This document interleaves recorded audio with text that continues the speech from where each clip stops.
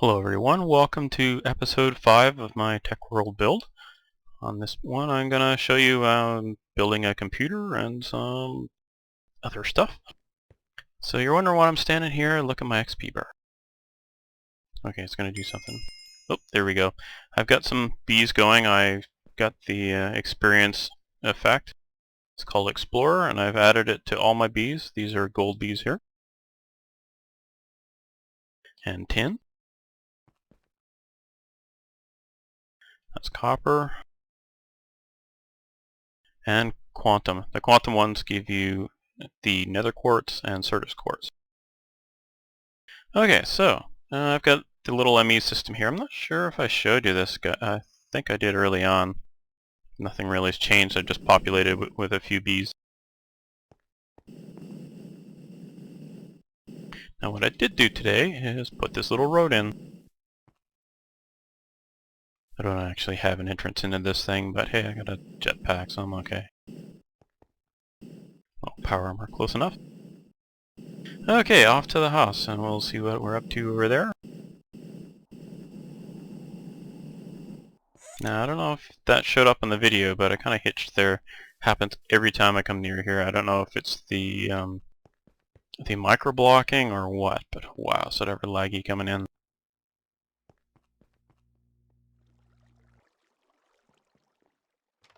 So I've been busy. I've got 2 mining bores going now, so I have a lot of ore going through here. But I have not automated this yet, so I've made some changes here in the house, which I'll show you first. I am now putting the wood through here to make the impregnated sticks used in making the bee frames. And then I've got the chestnuts going there. I haven't automated this yet, but it's getting there. So we'll need to do that soon. All the output goes through here and then into the test rack, sends it to my ME system.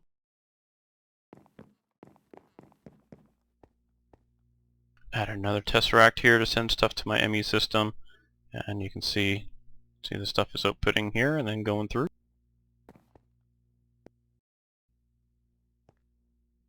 I like this clear item duct.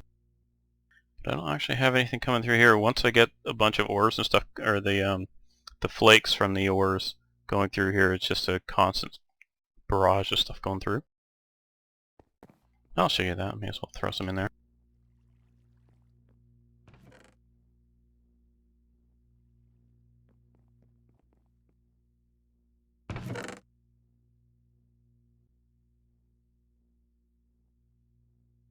Yeah, you might be wondering why I have this stuff in here.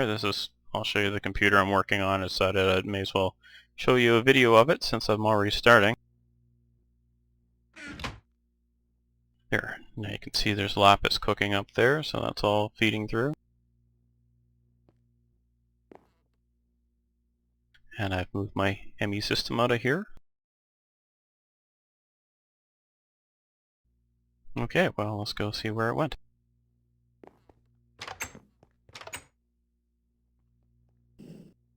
Now, I looked at, some of you sent me some comments. I changed these edges here from black to white, and I think it does look better. Pretty happy with it. I've also changed the floor, which you will see in a moment. I went with quarried blocks and the infernal stone and the ornate stuff, so it's kind of chiseled.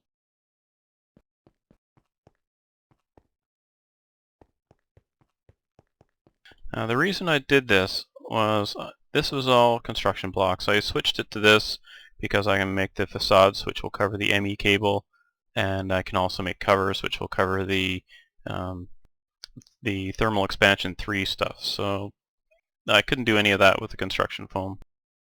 So I'll just use the construction foam on the ceiling and the walls to hide the wiring, the IC2 wiring.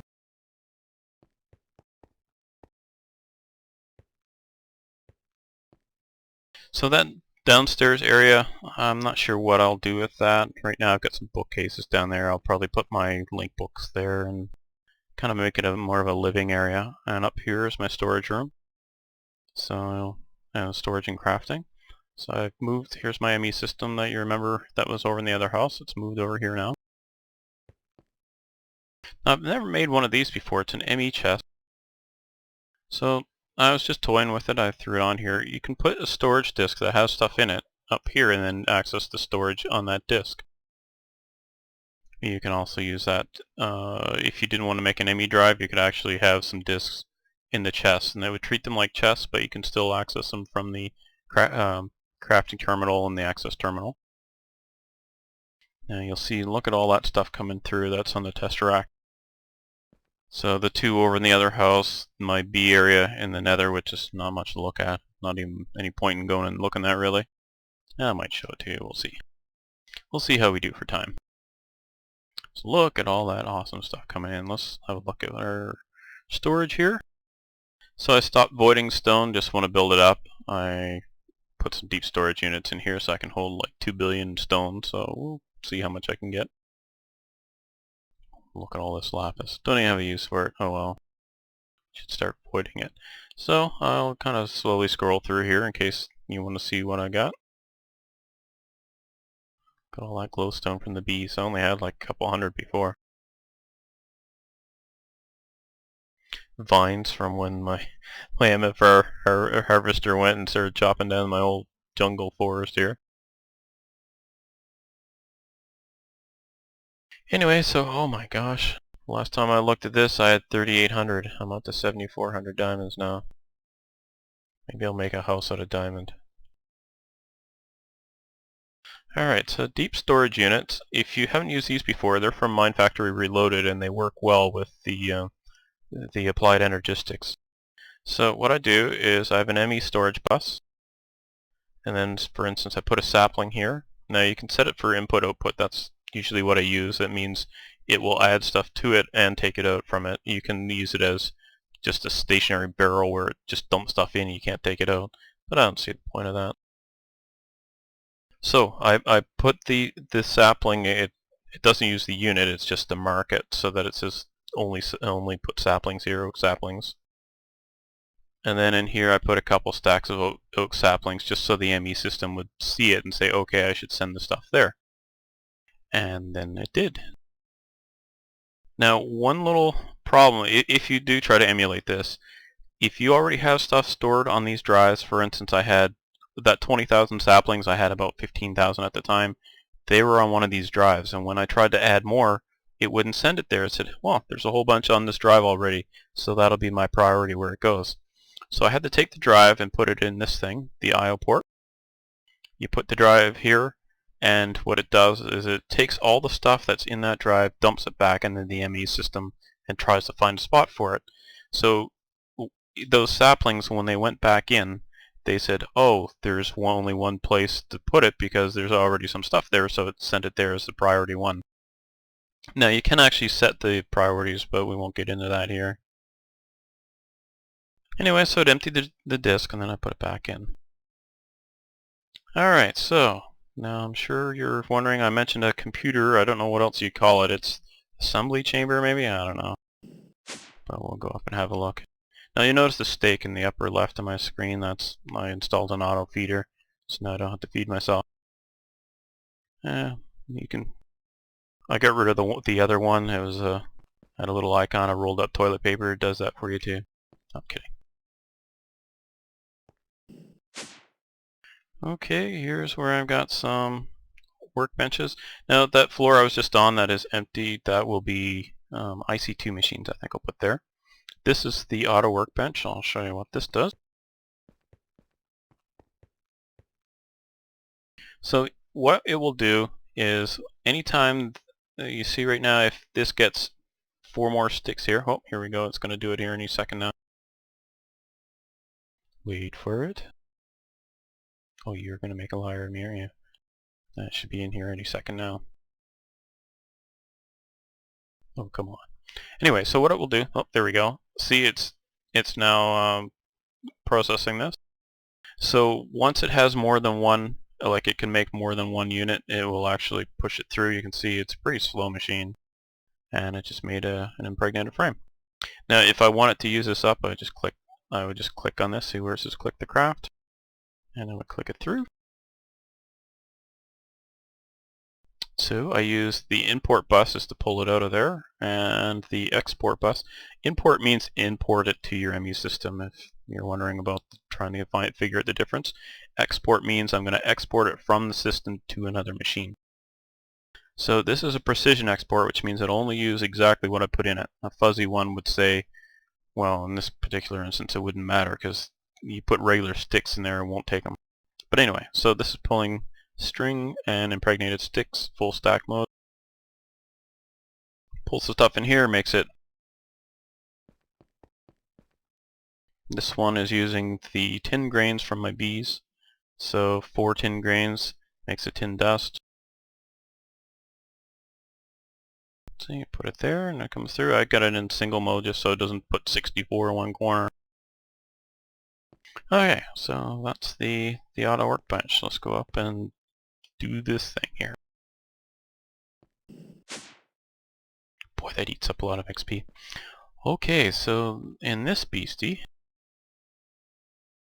this is the assembler containment wall. Now what I'm making here is a big computerized thingy here.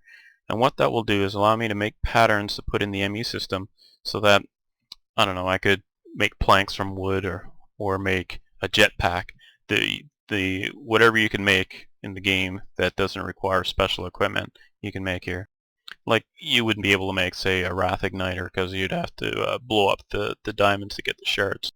Stuff like that you couldn't do, but once you had the parts you could complete it. It's starting to get a little dry here, so my voice is going. Alright, so the assembler containment wall, this computer has to have these on all the edges. And you want to make kind of a cuboid shape. In this case I've gone 5 by 5, or wait, 6 by 6 by 5. So 6 wide, 6 long, and 5 high. So I needed however many that was. What I did was I made it out of dirt, and then I used soul sands for the sides, which will be heat fence. And then I'd actually have an accurate count, so I didn't make any extras.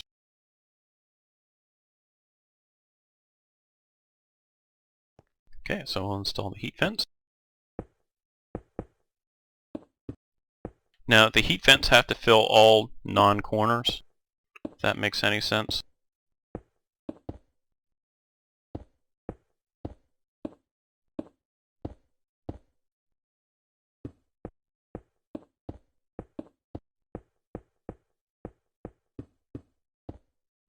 Anybody getting dizzy?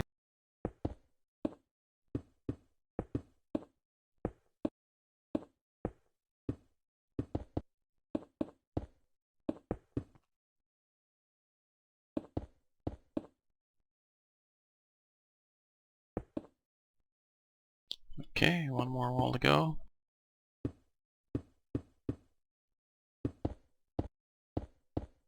Two left for there. So now I need to fill the inside, because if I left any empty spots this thing will not work. So we'll use pattern providers and crafting CPUs. Now the pattern provider, what it does, it allows you to, each one gives you a whole page. See this? A whole page of patterns. So here I would have one that says take an oak block and make it into planks. Then another one that would say take planks, make them into sticks. Then another one that would say put the sticks to I don't know, a machine that makes the impregnated sticks from it. And then another one that says take those the sticks and the string and make the frame. So I wouldn't actually need those auto workbenches once I get to this point. Another one could say, you know, make the cables for a circuit, and then another one says make the circuit from the cables and the iron plate. Another one that says make iron plate. You get the drift here. So this is a page. So each of these blocks gives me this many recipes. What is that, 63 I believe? I don't know, it's 9 by 6, so yeah, that's 63. Okay, so each one does this, so I'm putting 8 of these in, and 8 should be enough. And I know you are North American and a little bit older, would get a little giggle out of 8 is enough. The rest of you are going to have to Google it.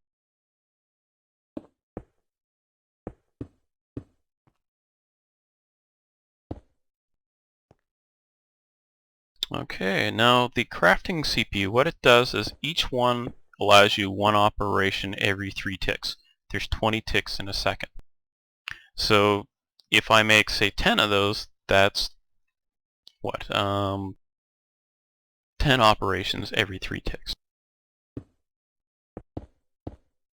So basically what that means is every time I click something, say I make that jetpack I talked about, well, one operation, it would start making iron plate.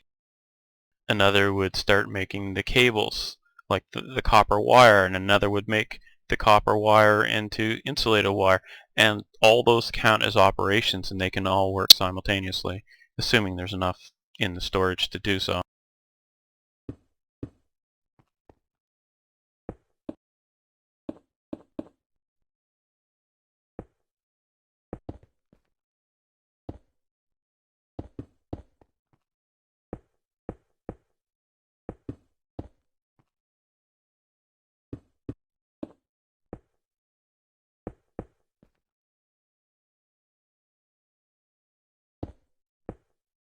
There, you see that? Multi-block structure is complete. So this is called cyclic assembler? No, I don't know if I remember. I can't remember the name. I'll look it up and put it here later in the video. Alright, so the next thing I need to do is run an ME cable up there. I'll do that off screen because you don't need to see me just dig in the walls, do you? No, I didn't think so. Okay, I'll do that and then grab a drink of water and I'll be back in a moment. Okay, I've had a drink of water and I feel a little better now. So what I've done is I went ahead and wired the ME cable to the system. So what we're going to do is have a look here. You see that's using 42 to 44 EU a tick, or just under 17 Minecraft joules per tick. Alright, we're going to plug this puppy in and see what it draws. Now this actually shows what you're using for parts. It doesn't show how much power it's using, but it does show what parts you have connected. So now let's go up, hook this thing up, and then we'll see how much power we're using. So what was it? 44 and 17.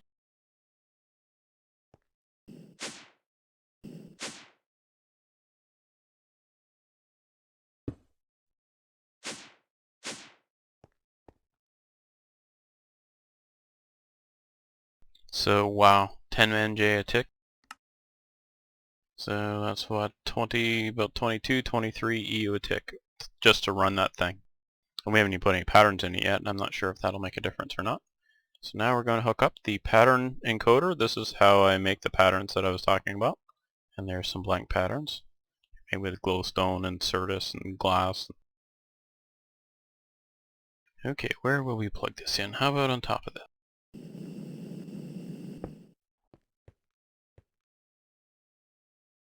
Okay, so now what we do, so we put in a blank pattern. Oh, the server's a bit laggy, that's why the thing sticks to my mouse. So what we're going to do is the most basic one. We'll make wood into oak wood. Plank.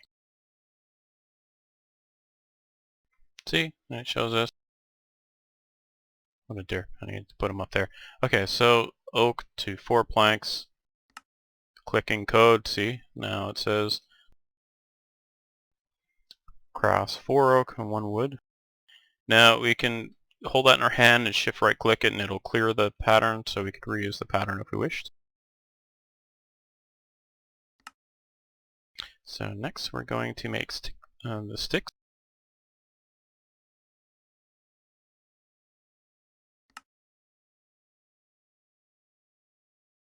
Next we'll try something else.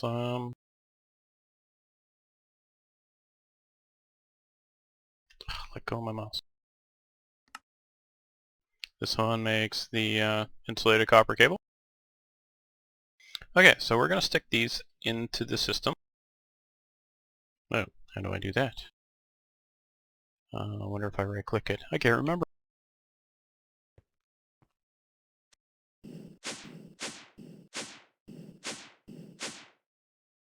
Whoops, went one level too high. Yeah, and you see how you can see this through the floor. I'll cover that with the facade once I make a bunch, and you won't see the cable.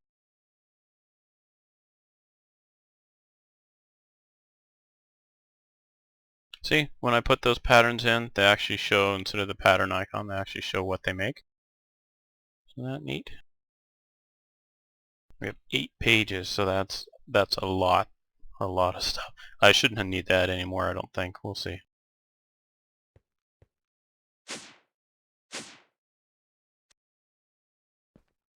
So now what we'll look at is the crafting terminal. Now we can actually see what we have by changing this. Craftable items only, see, and it shows this stuff. Now I could craft the copper cable. And I click it, so now I get the interface here. Here's the number it's going to produce. I can make 2 of them, 12 of them, whatever. So we click begin. It would have made them instantly.